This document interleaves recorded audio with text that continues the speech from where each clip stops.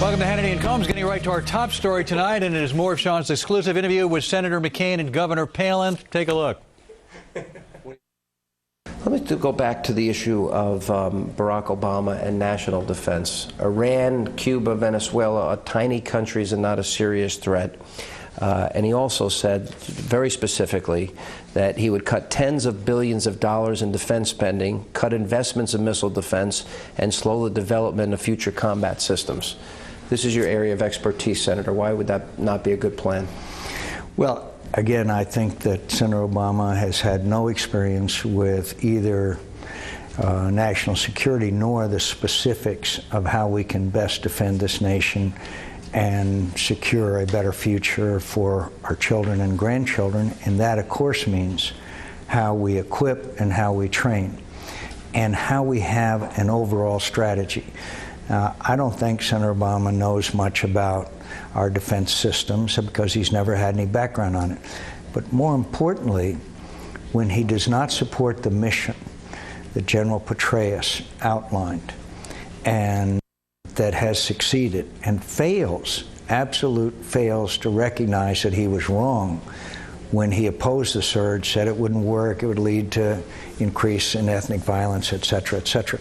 So you have to start from an overall strategy and then equip the military with the tools necessary to implement that strategy. He does not understand the strategy, either there or in Afghanistan. And to sit down with those three dictators you talked about, the Castro Brothers, Hugo Chavez, or Ahmadinejad, without preconditions, obviously, is an incredibly naive approach to these challenges. Both of you have used the term wave the white flag as surrender. We would have lost if he had his way.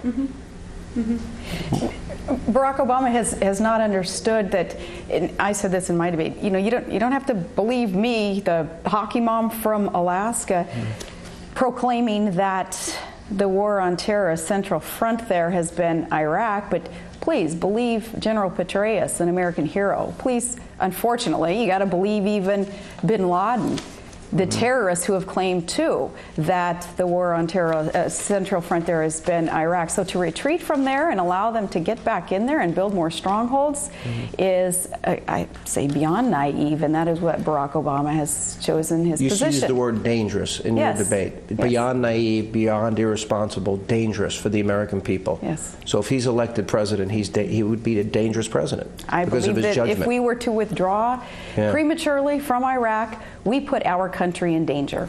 Let me just tell you a brief vignette about that is really insightful about Senator Obama's attitude. When General Petraeus came back to testify the first time, and the Democrats and some Republicans were doing everything they could to force a date for withdrawal. This is about the time when Senator Obama voted against further funding of the troops in Afghanistan and Iraq. MoveOn.org, one of the real base supporters of Senator Obama, ran a big ad in the New York Times that had a picture of General Petraeus. And the title underneath his picture was General Petraeus or General Betrayus. You know, here's a guy that served his nation 35 years, one of the great generals in American history, and Senator Obama and MoveOn.org runs an ad questioning his loyalty. We were very unhappy, to say the least.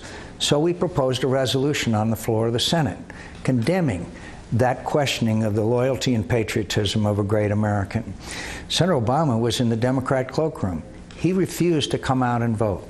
He refused to come out and vote to condemn that resolution. Just like in the state Senate of Illinois, he voted present 120 times. In this case, he didn't even come out of the cloakroom to vote to condemn a direct attack on the loyalty of one of America's great leaders.